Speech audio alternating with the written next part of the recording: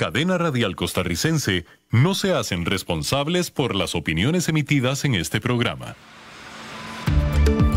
Es tiempo de tender la red democrática y mostrar la Costa Rica del futuro hacia la cual debemos caminar. Con ustedes, Jonathan Prendas, aquí por CRC 89.1 Radio.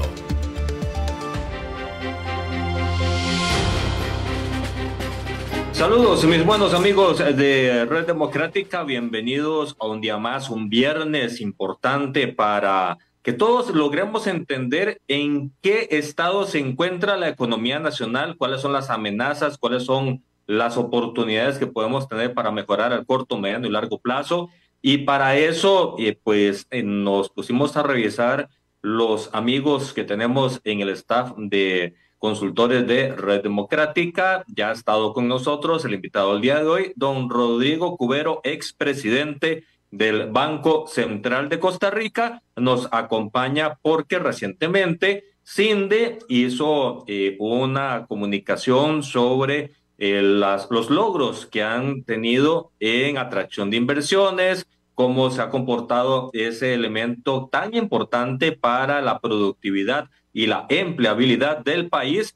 Y dentro de todo la actividad que tuvieron, una sesión de trabajo, pues lograron tener en su mesa de análisis a don Rodrigo y se pusieron sobre la mesa varios elementos a los cuales hay que ponerles atención, y sobre eso vamos a estar hablando el día de hoy, porque sin duda alguna el entorno nacional, la coyuntura internacional nos tiene que poner un check importante, una luz importante de alerta para poder estar atentos y así anticiparnos lo más posible a impactos que puedan generar un mayor costo de vida, que de por sí ya está alto, una amenaza a sistemas de producción, una amenaza al turismo, que es nuestro valor agregado principal a nivel de proyección internacional. Y sobre eso y muchas cosas más vamos a hablar el día de hoy con don Rodrigo Cubero, a quien le damos la muy cordial bienvenida a esta que usted sabe, don Rodrigo, es su casa, Red Democrática.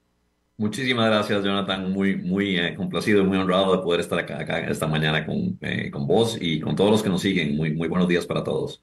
Y muchísimas Igualmente, gracias. y gracias por sacar de la agenda un espacio, 50 minutos importantes, porque a la audiencia en 89.1 FM y a quienes nos siguen en plataformas digitales, @CRC 89.1 Radio, @Jonathan Prendas, @Red Democrática, a todos nos interesa estar bien informados. Las fuentes no son exclusivas, habrán analistas económicos, analistas políticos, analistas de coyuntura que podrán tener diferentes o iguales opiniones, pero para nosotros la suya, don Rodrigo, tiene muchísimo peso, no solo por la experiencia en el Banco Central, que de por sí ya genera un banco de información muy amplio, sino por la forma en la que usted, a partir de su salida del Banco Central, pues también se llevó un importante sparring internacional que lo tiene muy bien afilado en cómo se encuentra en este momento el planeta. Cuéntanos, don Rodrigo, en esa actividad de CINDE, ¿usted encontraba algunas amenazas o algunos puntos a los cuales se les podría poner mayor atención en el país para un mejor comportamiento de atracción de inversiones? ¿Cómo fue esa sesión y cuáles fueron sus hallazgos? Muchas gracias, Jonathan. Bueno, el enfoque era sobre las tendencias mundiales en la inversión extranjera directa que hemos venido viendo en los últimos años y décadas, en realidad, en relación con la inversión extranjera directa, hacia dónde está fluyendo en el mundo, cómo, por qué, hacia qué sectores, ¿verdad? ¿Qué factores han venido influyendo en los volúmenes eh, y los sectores hacia los que fluye la inversión extranjera directa en el mundo? Bueno, sobre eso versó la presentación. Luego hicimos un panel donde empezamos a discutir las implicaciones de esas tendencias mundiales y lo que más reciente ha venido preocupando al mundo, que es los giros que se han dado desde Washington en relación con lo que era el entendimiento que se tenía sobre el orden económico internacional, ¿verdad? Un giro muy radical y las implicaciones que todo eso tiene sobre nuestro país. Y en ese contexto discutimos también las, pues, cuáles son los factores que Costa Rica tiene que cuidar para seguir siendo exitoso en la atracción de inversión extranjera directa, a dónde tenemos que trabajar más, cuál es la mejor forma de navegar esas aguas turbulentas que ahora ¿verdad? A las que nos enfrentamos como consecuencia de todos estos cambios que la administración Trump ha venido dando en la política exterior, la política comercial, la política de inversiones, en general la geopolítica internacional desde Washington al resto del mundo. Yo creo que, digamos que tal vez esa es la forma en que deberíamos enfocar la conversación también, Claro. Jonathan, porque tal vez es mejor empezar por qué estaba pasando en el mundo, qué está pasando, qué estaba pasando en las últimas décadas, qué está pasando ahora y cómo impacta todo eso en Costa Rica y qué tenemos que hacer. Tal vez es mejor empezar así que por lo último. ¿Qué No, te parece? perfecto, me parece ideal porque el explicar el entorno nos puede pues dar mayores luces de cómo estamos dentro de casa. ¿Cómo ha estado el contexto internacional, el post-pandemia, todo el contexto de comportamiento de producción y de indicadores macroeconómicos, don Rodrigo? Bueno, en primer lugar, la economía internacional le ha estado yendo relativamente bien hasta por lo menos enero de este año, en el sentido de que mm, la economía más grande del mundo, que sigue siendo la economía norteamericana, se mantuvo creciendo a tasas más altas de lo que se había previsto. Inicialmente, tasas relativamente dinámicas. El año pasado, la economía norteamericana creció, se estima, entre un 2,7 y un 2,8% en relación con el año anterior. De manera que es una tasa de crecimiento bastante buena. Algunos analistas habían temido que ante los aumentos en tasas de política monetaria que el Banco Central de los Estados Unidos tuvo que implementar en respuesta a las altas tasas de inflación que se dieron en el periodo postpandémico, que esas altas tasas de interés iban a llevar a la economía norteamericana a una recesión o al menos a una desaceleración muy marcada. Eso no se dio.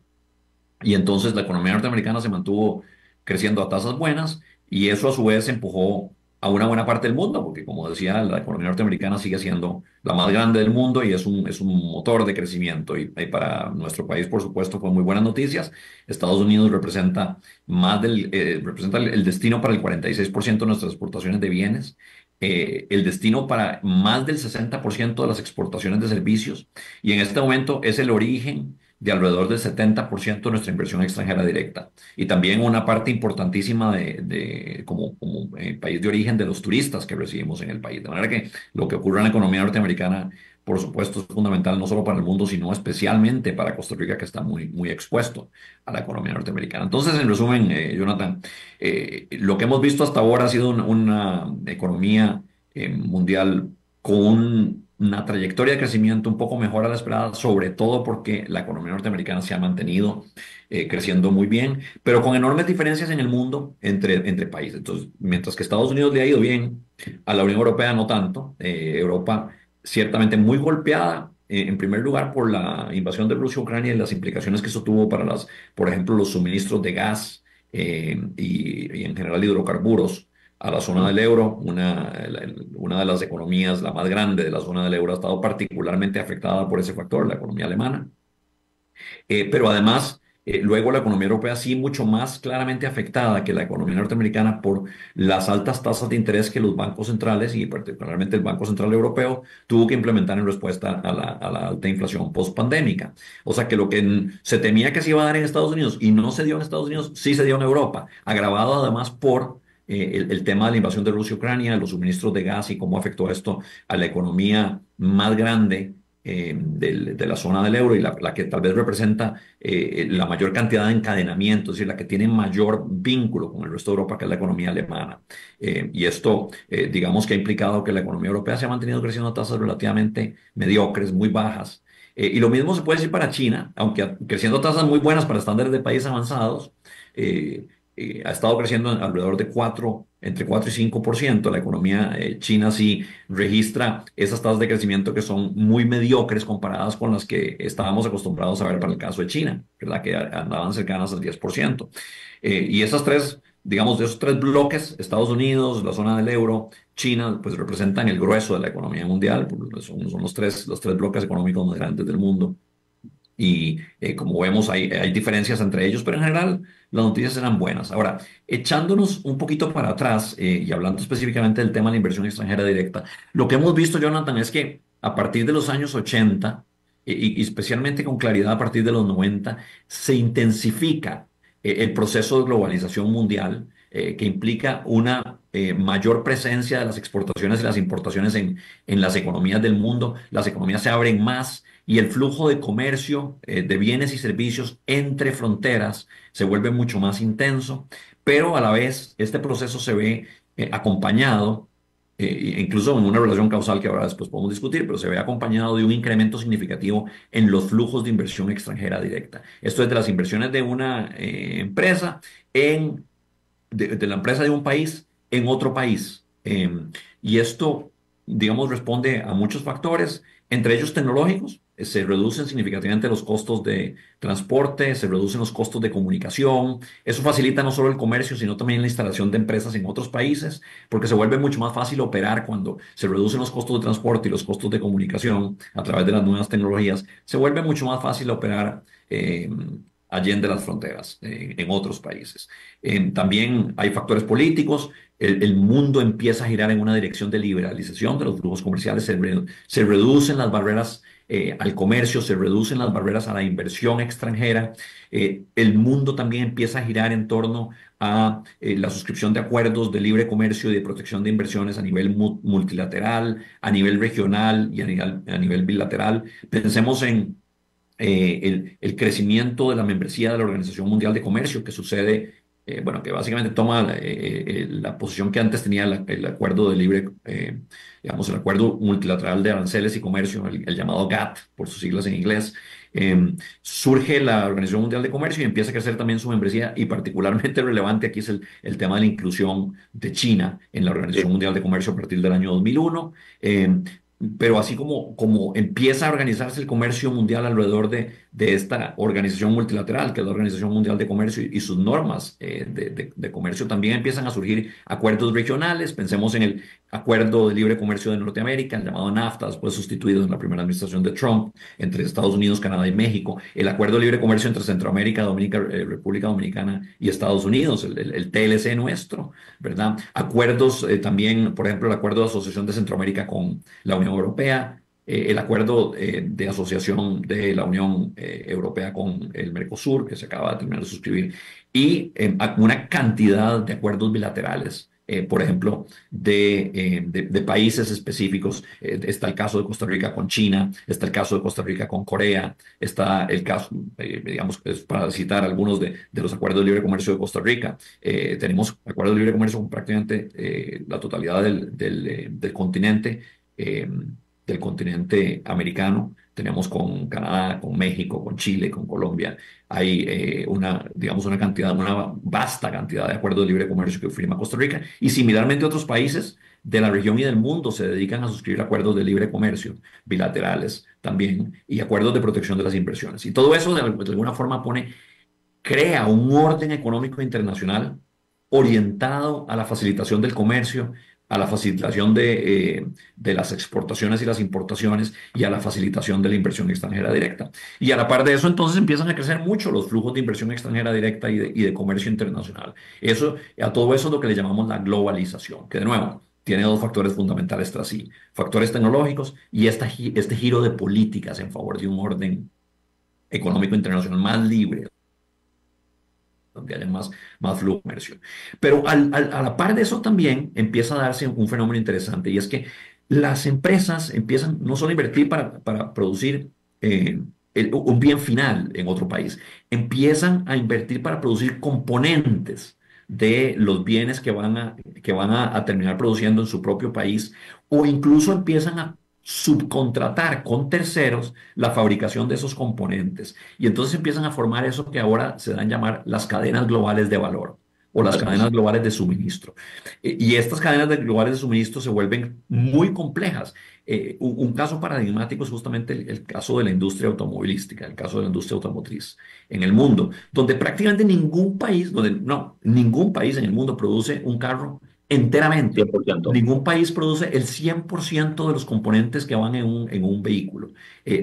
Los componentes son importados de muchísimos países, que a su vez normalmente lo que pasa es que terminan cruzando la frontera varias veces. Se estima que algunos componentes de vehículos, por ejemplo, producidos en los Estados Unidos, cruzan la frontera entre Estados Unidos y México o entre Estados Unidos y Canadá entre 6 y 7 veces, de un lado para el otro, porque bueno, ahora le mando la materia prima, el aluminio, y ahora le instalo, lo mando para el otro país y le instalan este pedacito, y luego lo manda de vuelta, y luego le instalan este otro pedacito y lo mando de vuelta y así. Y todo esto para decir que la producción mundial, de la mano de estos flujos de comercio y de inversión extranjera directa, se ha vuelto mucho más compleja y mucho más intricada. O sea, todos dependemos muchísimo de todos los demás.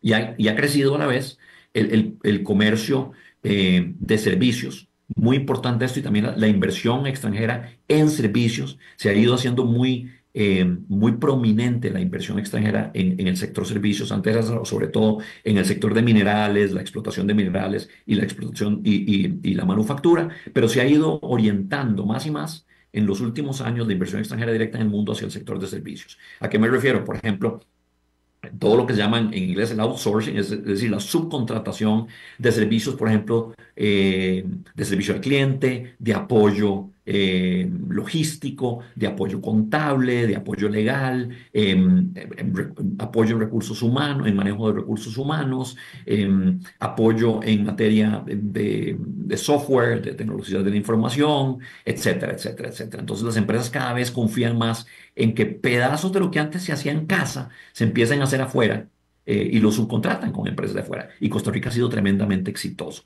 en todo este proceso. Costa Rica ha sido un país exitosísimo en la atracción de inversión extranjera directa en este periodo de globalización desde los 80 y especialmente a partir de los 90, y no solo la atracción de inversión extranjera directa, sino la gradual sofisticación que hemos tenido del tipo de inversión extranjera directa que atraemos. Eso resume básicamente las tendencias mundiales y cómo Costa Rica se ha beneficiado, Jonathan. Eso es lo que pasaba básicamente. Hay tal vez otro factor importante, y es que China empieza a jugar un papel fundamental en la economía mundial, se inserta en la Organización Mundial de Comercio en el año 2001, empieza a convertirse en una potencia exportadora, es el país que exporta más bienes en el mundo en términos de valor y en términos de volumen, y realmente sobre todo bienes manufacturados, y se convierte como en la fábrica del mundo, ¿no? Y esto cambia muchísimo las relaciones comerciales internacionales, la presencia de China se vuelve mucho más importante, China pasa a ser una economía mediana en el mejor de los casos, a ser la segunda economía más grande del mundo después de la de los Estados Unidos. Pero además, en este proceso de formación de cadenas globales de valor, China alcanza una importancia también fundamental, porque siempre en alguna parte las cadenas globales de valor tienden a pasar directa o indirectamente por China. O sea, tiene una presencia muy fuerte en estas cadenas de fabricación de bienes. Y hay otro tema importante, y es que a la par de este crecimiento de la presencia económica de China en el mundo, también empieza a crecer su presencia en términos ya no solo de flujos de comercio, sino también de inversión extranjera directa. China se convierte en un gran exportador de inversión extranjera directa, es decir, las empresas chinas empiezan a invertir en el exterior y empiezan a hacer también, tener una presencia importante en otros países. Y más recientemente empieza a surgir una rivalidad muy fuerte entre Estados Unidos y China, ¿no? Digamos, en los últimos 10 años, Estados Unidos se da cuenta que China se convierte en su gran rival económico, y además que China se convierte en un rival geopolítico importantísimo, es decir, que es un país que tiene, digamos, una capacidad de influencia geopolítica muy grande y que tiene pues ideas distintas, es un país con un régimen autocrático, con valores muy distintos a los de la democracia que ha defendido tradicionalmente los Estados Unidos, y empiezan también entonces a chocar alrededor de ciertos temas, en presencias en los organismos financieros internacionales, en pretensiones, digamos, expansionistas de China en el mar del sur de la China y en relación con Taiwán, las amenazas, digamos, de la presencia más agresiva de China en general en el este asiático. Y esto preocupa muchísimo a los Estados Unidos. Y como consecuencia de esas tensiones y también de lo que, digamos, Estados Unidos teme, que es el espionaje masivo por parte de China, de lo que están haciendo las empresas norteamericanas y digamos, la copia de las tecnologías de los Estados Unidos, que eventualmente ha convertido a China en un competidor formidable en materia de manufactura y de alta tecnología para los Estados Unidos. Estados Unidos empieza a repensar su presencia en China y empieza entonces a estimular que sus empresas se vayan desde China hacia lugares más cercanos y más amigables con los Estados Unidos. Es el llamado Eso. nearshoring, ¿verdad? Ese proceso nearshoring ha llevado muchas empresas norteamericanas a lugares como Costa Rica, como México, que están más cerca y son más afines a los Estados Unidos. Bueno, todo eso es lo que pasaba hasta antes de llegar Trump, Ujú. Jonathan, y ahora nos De, cambia el mundo.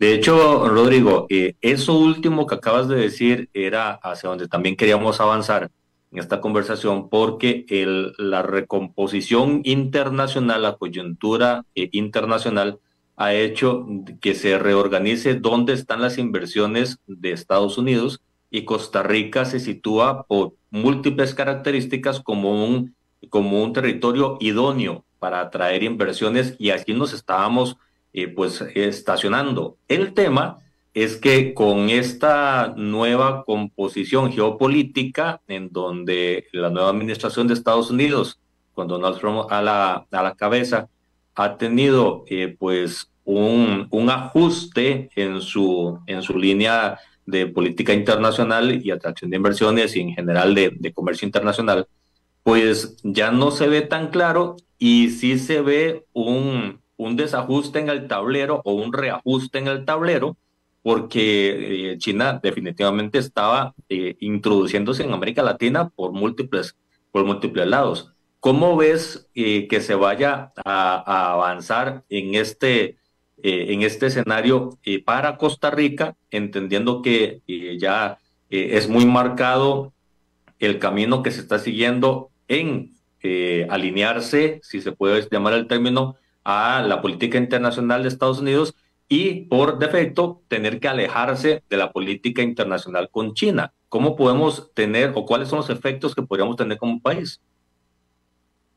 Sí, bueno, claramente hay digamos, una fuerte rivalidad entre China y Estados Unidos que no es de esta administración en los Estados Unidos, ya viene de una larga data, se intensifica posiblemente con la administración Trump 1.0, es decir, de los años 2016 a 2020, pero sigue muy presente y muy claramente ahí instalada en la administración Biden del 2020 al 2024. Y ahora en esta administración Trump 2.0, pues claramente esa rivalidad geopolítica, esas tensiones geopolíticas entre China y los Estados Unidos, pues se están exacerbando. ¿Y qué debe hacer Costa Rica en ese mar? Bueno, el señor presidente Chávez ha dicho algo que me parece que es muy cierto, y es que cuando hay dos elefantes peleando, lo mejor que puede hacer uno es retirarse un poco, pues lo pueden aplastar. Y eso me parece que es absolutamente correcto. Es decir, primero tenemos que ser muy cuidadosos, ¿verdad? Porque no necesitamos enajenar o poner en peligro innecesariamente las relaciones comerciales con ninguno de estos dos bloques, que son las dos economías más grandes del mundo y con las que Costa Rica comercia muchísimo. Estados Unidos representa nuestro principal mercado de exportaciones. Exportamos muchísimo a los Estados Unidos, pero también importamos mucho a Estados Unidos. Pero en el caso de China, es un país del que importamos muchísimo, aunque también exportamos algo a China. Tenemos un desequilibrio comercial gigantesco con China, si le importamos muchísimo más de lo que exportamos hacia allá. Con Estados Unidos tenemos básicamente en este momento un equilibrio comercial. El año pasado fue el primero después de muchos años en que tuvimos un pequeño superávit, es decir, le exportamos más de lo que importamos. Pero en general, ambos mercados son fundamentales y sobre todo como socios comerciales son dos países muy importantes para Costa Rica. También como fuente de inversión extranjera directa, los Estados Unidos lo es. China no. China no tiene presencia, digamos, de inversión extranjera directa en Costa Rica. Pero entonces tenemos que ser cuidadosos de mantener buenas relaciones comerciales con ambos. Pero Jonathan, si las tensiones llevan al punto tal que tuviéramos que escoger, pues yo creo que claramente, digamos, los intereses económicos estratégicos de Costa Rica están más alineados con los de Estados Unidos, que es un mercado mucho más importante como fuente de inversión extranjera directa y más importante como fuente de turistas para Costa Rica. De nuevo, acá el tema, me parece, para Costa Rica es navegar esto con mucho cuidado, porque yo no creo que nosotros tengamos por qué, digamos, cerrar relaciones comerciales con China, ni relaciones diplomáticas. Me parece que podemos seguir explorándolas y tenemos que, en ese sentido, pues, también reconocer que China ha sido un aliado, pero un socio importante desde el punto de vista comercial. Pero no podemos poner en peligro la relación comercial estratégica y, digamos, de alianza más importante que hemos tenido en nuestra historia reciente, que es la relación con Estados Unidos.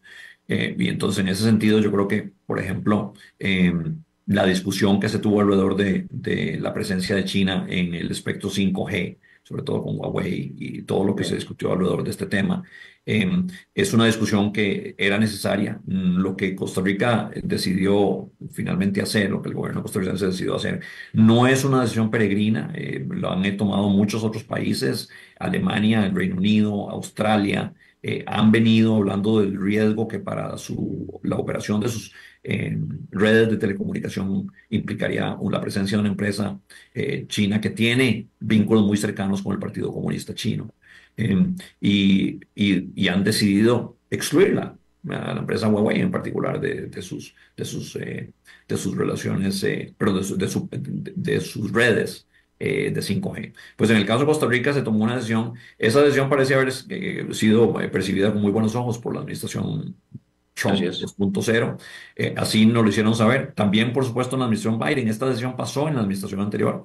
Y como consecuencia de eso fue que Costa Rica logró insertarse en el CHIPS Act, y tuvimos más bien una muy buena respuesta ya desde la administración Biden, y claramente esa buena percepción se ha mantenido en la administración Trump 2.0. De la visita del señor secretario de Estado Marco Rubio hace unas semanas, trascendió que Costa Rica es percibido como un amigo de los Estados Unidos en este momento.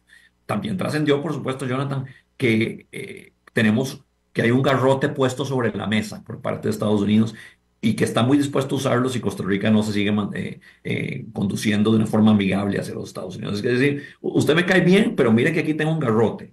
Y si usted no hace lo que yo quiero que usted haga, le voy a pegar el garrotazo por la cabeza. Entonces, quedó muy claro de esa visita del señor secretario Rubio que estamos por ahora en buenos términos con los Estados Unidos, y eso es una posición favorable. No hay duda de eso. Es decir, podríamos estar peor. Y ciertamente, digamos que en ese contexto muy complejo, muy volátil, de tensiones entre Estados Unidos y China, pues Costa Rica por lo menos están en una buena percepción con los Estados Unidos, y no se le ha pedido que rompa otro tipo de relaciones con China. Digamos, en este tipo de Me llama la discusiones, atención. ahora no ha habido presión para que haya ruptura comercial con China, y me parece que eso sería muy desafortunado. Ojalá que no se dé, porque nosotros sí tenemos una buena relación comercial con China y deberíamos seguirla teniendo.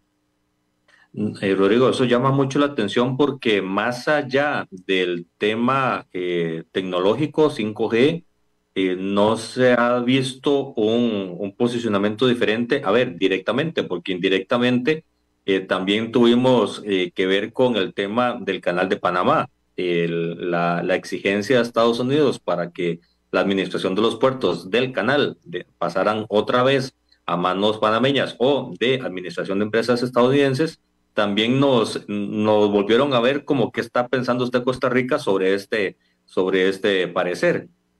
Este comportamiento de somos amigos, pero aquí tengo la chaqueta, diría la mamá de más de uno, para cuando estábamos chiquitillos, pórtese bien porque si no aquí está la chancleta.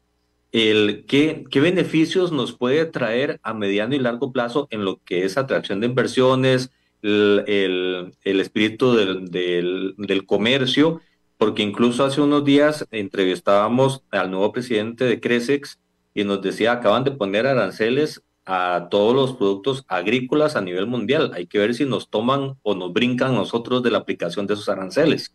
¿Cómo puede ser el comportamiento siendo tan amigos o expresamente amigos identificados de esa forma? Sí, bueno, primero, qué suerte la tuya, Jonathan, que era que te amenazaban con chancleta. A mí era con fajazos. Y desafortunadamente, alguna que otra vez la amenaza se materializó, porque yo era muy tequioso cuando era chiquillo, la verdad.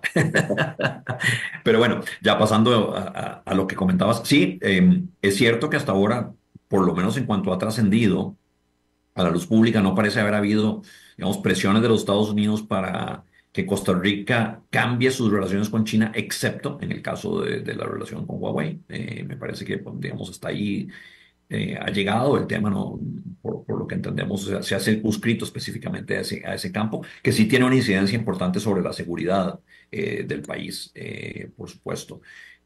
Me parece digamos, en ese sentido, pues ha sido tranquilizador que no haya habido presiones. No se pueden descartar, sobre todo algo que podemos ver de la administración Trump, que es muy impredecible, ¿verdad? Y puede cambiar de parecer muy rápidamente. Entonces no podemos dar por sentado que no va a haber presiones ulteriores en la relación con China, pero hasta ahora no parecen haber trascendido. Muy preocupante inicialmente lo que se decía sobre el canal de Panamá, pero después de la visita del señor secretario Rubio, incluso antes, pero ya con claridad después de la visita del secretario Rubio a Panamá, quedó claro que lo que les molestaba en el caso de Panamá era la presencia de China en la administración de dos puertos importantes que están en ambas puntas del canal de Panamá y que Estados Unidos veía como una amenaza. En términos reales, esas empresas, esa empresa, que era una empresa de Hong Kong, que había obtenido concesión para la administración de estos dos puertos, los puertos de Cristóbal y Balboa, que están en ambas puntas del canal de Panamá, Ujú. eh, pues lo que estaba haciendo era administrando esos puertos, pero no el canal como tal, no el paso por el canal. Pero Estados Unidos veía que había una vulnerabilidad y que si esos puertos con la presencia china ahí podían eventualmente ser usados estratégicamente por el gobierno chino, podían generar disrupciones en el flujo de barcos por el canal, que es estratégicamente muy importante para los Estados Unidos, aunque no tanto como alguna gente pensaría, como alrededor del 5% del comercio de los Estados Unidos transita por el canal de Panamá, pero sigue siendo muy importante y también militarmente, por supuesto, muy Claro. importante para los Estados Unidos. Y bueno, quedó claro que era esa presencia china la que les molestaba. Ya hoy en día, digamos que se redujo ese problema, porque como habrán ustedes visto, los que nos siguen en este programa, se anunció hace un par de días que un grupo de inversionistas liderados por BlackRock, que es una compañía de inversiones de los Estados Unidos, va a adquirir la concesión de parte de esta empresa de Hong Kong que se llama Hutchinson Ports, de la administración de esos dos puertos, el de Cristóbal y el de Balboa, de manera que pasará de manos hongkonesas, es decir, chinas, a manos de un consorcio liderado por una empresa norteamericana. Eso ya le va a dar tranquilidad a la administración Trump. Así es. Ya de por sí estaban viendo cómo le quitaban la concesión a los chinos, el gobierno panameño ya había anunciado, la Contraloría General estaba viendo si la concesión que se le había dado, la renovación de la concesión, se había hecho en términos legales o no, había mucha presión, pero digamos que esta fue una salida mucho mejor. En lugar de arrebatarle la concesión, la están comprando, la concesión. Y yo creo que en términos comerciales digamos, quedan contentos todas las partes y me parece que con eso se reduce la probabilidad de tensiones entre Estados Unidos y Panamá, que también nos beneficia a nosotros. Nosotros no queremos ruido en el vecindario, Jonathan. Entonces, creo que con eso, pues quedamos un poco más tranquilos también. Rodrigo, viendo todo este panorama coyuntural internacional, esta referencia de lo que ha pedido hasta ahora Estados Unidos, las amenazas arancelarias también que ha estado sobre la región, ¿qué sigue para Costa Rica? ¿Cuál es el paso inmediato que puedes ver en el horizonte de cómo nos vamos a tener que comportar para poder seguir siendo exitosos en atracción de inversiones, más allá de todos los componentes in-house? Costo de producción, transportes, logística, todo lo que es aquí adentro es, creo que, tema de otro café, pero el asunto de cómo tiene que comportarse Costa Rica con todas estas variables para seguir siendo exitoso, para poder seguir atrayendo inversiones, para que no seamos objeto de pues llamados de atención de las empresas que decías, muchas son de capital estadounidense, las que están acá invirtiendo en el país, para que no los llamen, no aprieten el botón llamándolos de nuevo a casa. ¿Cómo es el comportamiento que tiene que tener Costa Rica? ¿Cuáles son los pasos que tenemos que seguir?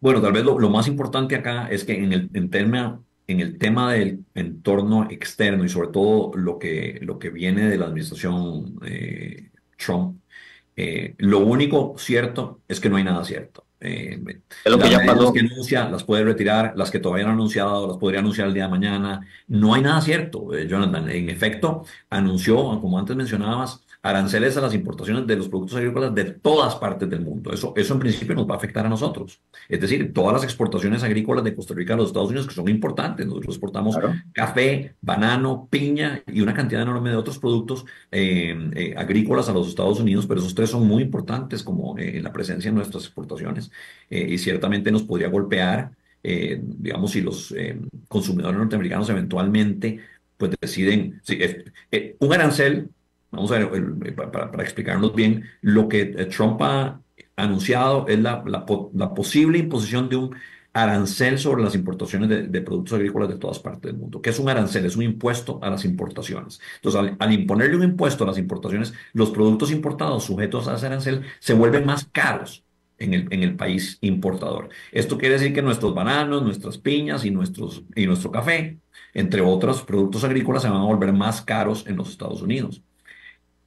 Una, un pequeño factor mitigador en el impacto que esto tendría sobre Costa Rica es que Trump los ha anunciado como generalizados, es decir, se los va a Así imponer a es. todo el mundo. Entonces, todos los demás exportadores de café, de banano y de piña y de otros productos agrícolas similares o que compiten con los nuestros, pues también van a ser sujetos a los mismos aranceles. Entonces, al menos no nos perjudica a nosotros, como si, por ejemplo, perjudican bilateralmente los aranceles que solo se le imponen a China o que solo se le imponen a Canadá o que solo se le imponen a México.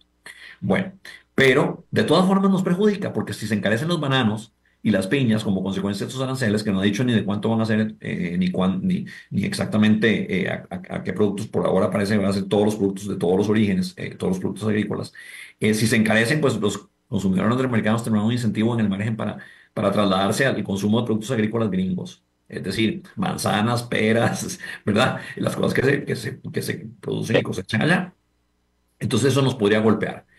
Vamos a ver si eso sigue adelante. Algo que me preocupa muchísimo más todavía, porque eso sí parece discriminar contra una industria a la que nosotros le veníamos apostando, es la posible imposición de aranceles a los semiconductores.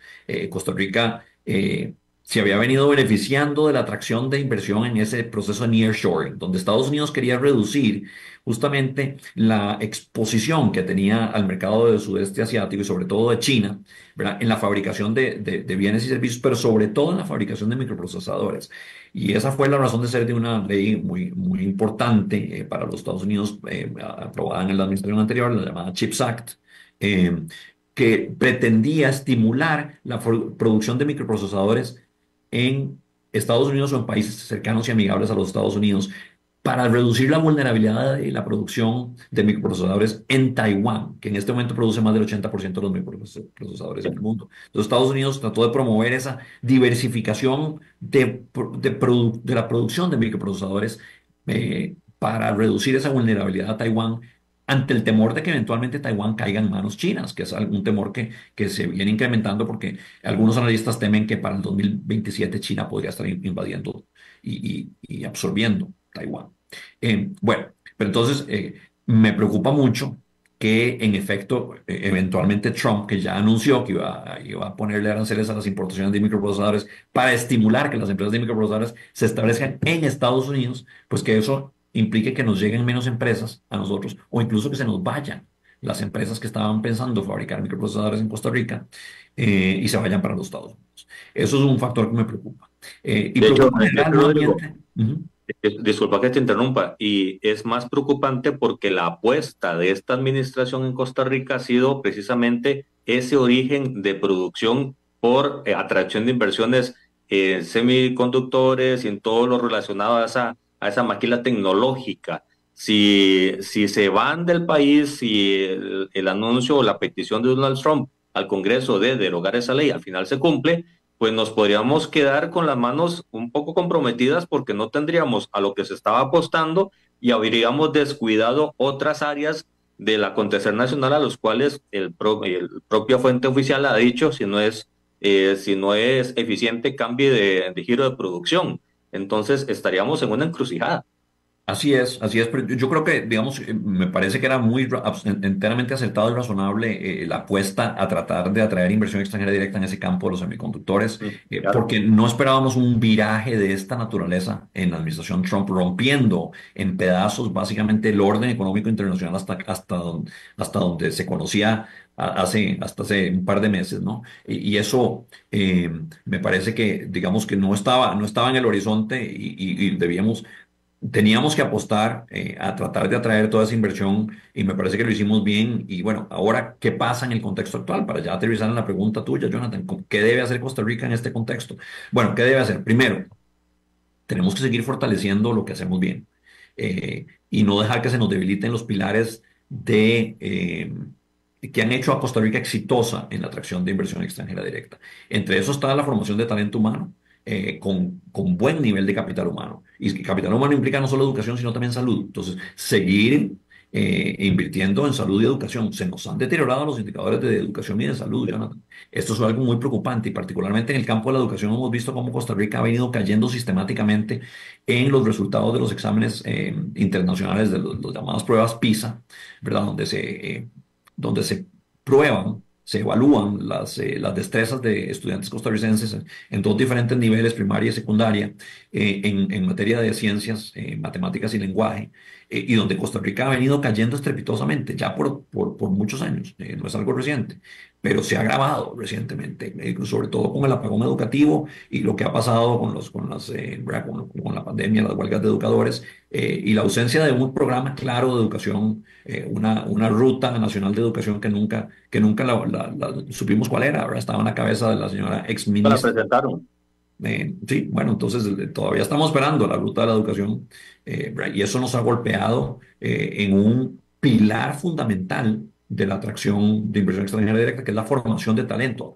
Nosotros tenemos que formar talento permanentemente desde el kinder, pero tenemos que enfocarnos en eso. Es más, desde el pre-kinder, porque Jonathan, hoy sabemos que el pensamiento crítico se desarrolla en los primeros años de edad, entre los 0 y los 4 años. Es decir, la educación preescolar es fundamental y ahí Costa Rica subinvierte. Tenemos muy poco gasto orientado a financiar y a subsidiar, digamos, la educación preescolar y eso hace que las familias pobres no puedan mandar a sus hijos a educación preescolar, lo cual les genera una desventaja enorme. Pero bueno, más allá de eso, Jonathan, tenemos que enfocarnos en generar las destrezas que las empresas de inversión extranjera y las empresas domésticas están demandando. Esas destrezas eh, cada vez se vuelven más técnicas, más orientadas a conocimientos de inglés, conocimientos de ciertos tipos de procesos de manufactura, servicios también.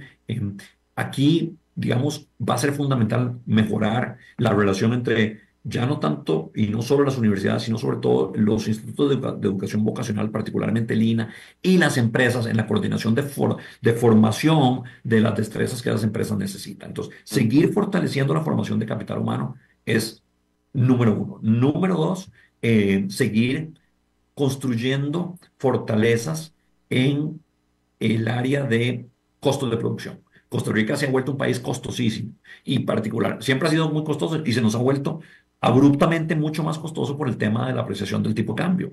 La apreciación cambiaria nos ha tornado un país carísimo para los turistas y un país carísimo para la operación de inversión extranjera directa. Entonces, eso es claramente una desventaja contra la que tenemos que fortalecer las otras ventajas que tenemos, ¿no? Y entonces, un factor esencial es reducir los costos de producción en Costa Rica, porque esto no es solo importante para la producción de las empresas extranjeras, sino también de las empresas domésticas, en lo que llamamos el régimen definitivo, es decir, fuera de zonas francas. ¿Y a qué me refiero?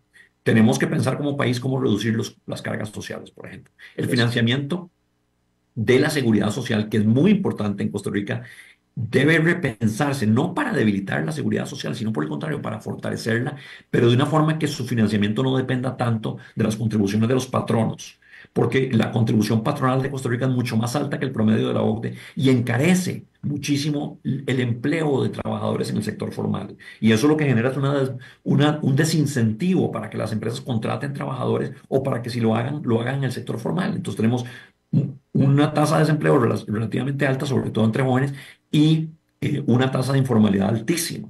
Bueno, tenemos que repensar el modelo de financiamiento de la seguridad social para bajar los costos de emplear trabajadores. Tenemos que impulsar la liberalización del mercado energético para bajar los costos de producción de energía. Aquí el país está desperdiciando miserablemente oportunidades muy buenas que tenemos en generación de energía con fuentes renovables que simplemente no se están tomando, no se están pudiendo inyectar a la red de transmisión de energía nacional por razones ideológicas, porque queríamos proteger la producción del ICE. Y está muy bien proteger la inversión del ICE, pero no a costa de todos los costarricenses. Entonces aquí tenemos que liberalizar el mercado eléctrico. Es muy importante esto también.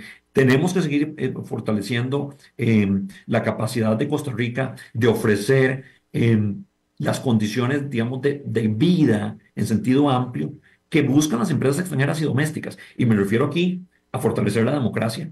Los ruidos en torno al debilitamiento de los controles democráticos son tremendamente negativos para la inversión, para la atracción de inversión extranjera y para la inversión doméstica. Entonces, todos los ruidos en torno a, por ejemplo, el debilitamiento del control de la Contraloría, de la Fiscalía, de la Asamblea Legislativa, la operación del Poder Judicial, no porque ninguno de esos poderes sea perfecto, pero simplemente el intento de debilitarlos en lugar de fortalecerlos es tremendamente preocupante.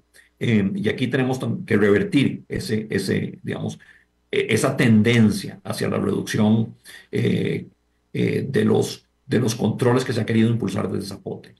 Y aquí quiero ser objetivo, Jonathan, así como he mencionado varias cosas en que estoy muy de acuerdo con lo que se ha hecho desde el gobierno, en esta me preocupa muchísimo lo que se ha hecho. Y me preocupa mucho también lo que hemos estado viendo, el deterioro en el clima de seguridad, es decir, el incremento significativo en los homicidios, en el crimen violento en Costa Rica, que nos pone de ser uno de los países, digamos, más seguros en el contexto latinoamericano a ser uno de los más inseguros en cuestión de 2 años. Eso es tremendamente negativo para la atracción de inversión extranjera y también para la inversión doméstica, porque, insisto, todos estos factores no son solo importantes para seguir atrayendo inversión de empresas extranjeras, es también fundamental para estimular la inversión de costarricenses en nuestro país. De manera que todos estos son temas, Jonathan: seguridad, la estabilidad democrática, la reducción de costos de producción, particularmente cargas sociales y costos eléctricos, y el fortalecimiento de la formación de capital humano, especialmente, no solo en temas de salud, sino también de educación y la educación vocacional que requieren las empresas, es una ruta que tenemos que seguir sí o sí para poder seguir atrayendo inversión en este entorno complejo. Ahora, hay otras cosas que también deberíamos hacer. Primero, tenemos que seguir fortaleciendo a las agencias de atracción de inversión extranjera directa.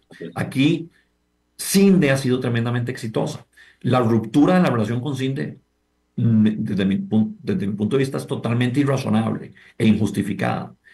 Parece más bien haberse orientado en temas enteramente personales y revanchistas, pero le puede pasar una factura importante al país. CINDE era considerada y sigue siendo considerada en el mundo la mejor agencia de atracción de inversión extranjera directa. ¿Por qué romper una relación tan exitosa que tenía esa triada de excelencia, como le llamaba yo, del COMEX, Procomer y CINDE en la atracción de inversión extranjera directa? Bueno, digamos que aquí hay un tema que preocupa, pero en todo caso hay que seguir fortaleciendo las labores de atracción de inversión extranjera directa. Ahora fueron encomendadas a Procomer. Bueno, buena suerte con eso, que Procomer entonces haga esa tarea y la siga haciendo muy bien. Yo sé que CINDE sigue muy enfocado en seguir proveyendo sus servicios, desafortunadamente sin el apoyo del gobierno, pero claramente está también ahí haciendo su tarea y haciéndolo bien como siempre lo ha hecho. Eso también sigue siendo muy importante. Y ahora, en este contexto complejo, Jonathan, vamos a tener que empezar también a pensar en cómo diversificar los orígenes de nuestra inversión extranjera directa y los destinos de nuestros productos. Desafortunadamente, los Estados Unidos se perciben ahora como como un socio comercial menos confiable. Nos pueden cerrar las fronteras en cualquier momento, nos pueden generar desincentivos para la inversión extranjera directa en cualquier momento. Entonces, en ese contexto, tenemos que, por un lado, mantener un diálogo muy cercano, muy estrecho con la administración en Washington, con la administración de los Estados Unidos. Claramente, ahí va a ser muy importante ese punto de partida favorable que ya tenemos como país, que se percibe como amigable. Es decir, empezamos con el pie derecho y esa relación buena, cercana, estrecha con los Estados Unidos hay que mantenerla, pero también hay que ir pensando en, por si acaso, un plan B donde vayamos diversificando nuestros mercados de destino y nuestros países de origen de inversión extranjera directa para ser menos vulnerables a eventuales cambios en la política comercial y de inversiones de los Estados Unidos que nos puedan perjudicar. Rodrigo, ese mismo argumento se lo escuché, me parece que ayer o antier, al gobierno mexicano en función de las amenazas de arancelarias contra el país, diciendo, ok, tenemos que tratar de mantenernos lo más posible de la mano con nuestro socio tradicional, pero tenemos que empezar a ver hacia otros lados. Entonces, si todos empiezan a ver esa necesidad, Rodrigo, el que empiece a posicionarse de la mejor manera posible sin generar alertas con la relación con Estados Unidos, va a tener mejores oportunidades de coexistir y subsistir. ¿Cómo ves esa posibilidad para el país? ¿Cómo podría verse esa oportunidad de reinventarse? Razonablemente buena, Jonathan, y concuerdo con tu comentario. Creo que justamente esa es la ruta estrecha y llena de riesgos que tenemos que transitar, pero esa es la que tenemos que transitar, que es una ruta de mantener el diálogo cercano con nuestro socio tradicional y nuestro principal socio comercial y fuente de inversiones, con los Estados Unidos, pero también tenemos que empezar a explorar. eh, bueno, y lo hemos venido haciendo, simplemente fortalecer la labor de diversificar mercados y países de origen de inversión extranjera directa para reducir esa vulnerabilidad. Y eso creo que Costa Rica está en buena posición para hacerlo. En primer lugar, porque tenemos esa posición, digamos, de percepción favorable en los Estados Unidos. Eso es un punto de partida muy favorable. Pero en segundo lugar, porque tenemos justamente ese know-how, ese saber hacer para atraer inversión extranjera directa, para posicionar a Costa Rica como un país atractivo para inversionistas extranjeros y así como lo hemos hecho exitosamente con empresas de de muchas partes y especialmente de los Estados Unidos, lo deberíamos seguir haciendo ahora también con otros países.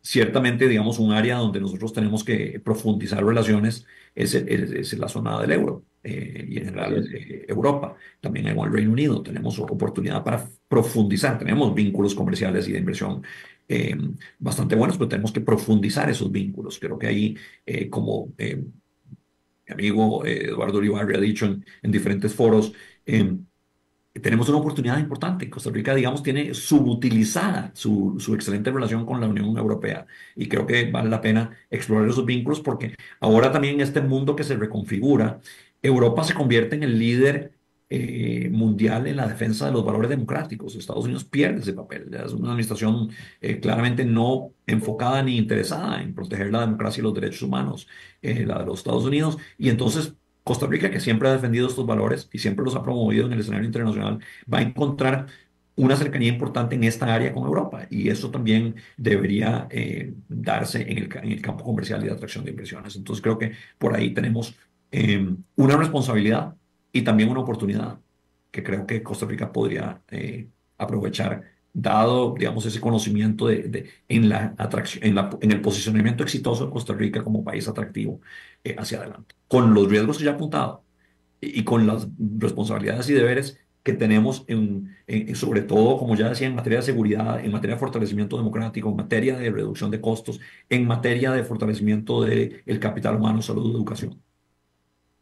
Rodrigo, muchísimas gracias. 10:53, estamos totalmente en vivo el día de hoy. Feliz fin de semana y gracias por darle la oportunidad a Red Democrática de escuchar tus argumentos y por dibujar el pasado, el presente y para dónde vamos y los cuidados que tenemos que tener como país. Muchísimas gracias, Jonathan, por la oportunidad. Muchas gracias a todos los que nos siguieron esta mañana y muy feliz fin de semana para todos. Igualmente, a todos los que han estado en sintonía, recuerden que en unos minutos en el canal de YouTube Red Democrática va a estar disponible este programa como los otros 476 para que los puedan ver y compartir. Hasta el lunes, si Dios así lo permite. Aquí concluye La Lupa, el programa que muestra los hechos en su tamaño real, con los periodistas Carlos Villalobos y Hilda González. Escúchalos de lunes a viernes de 11 de la mañana a 12 mediodía por CRC 89.1 Radio. Esto ha sido todo por hoy en Red Democrática. Los esperamos en nuestro próximo programa para seguir descubriendo la Costa Rica del futuro. Solo aquí, por CRC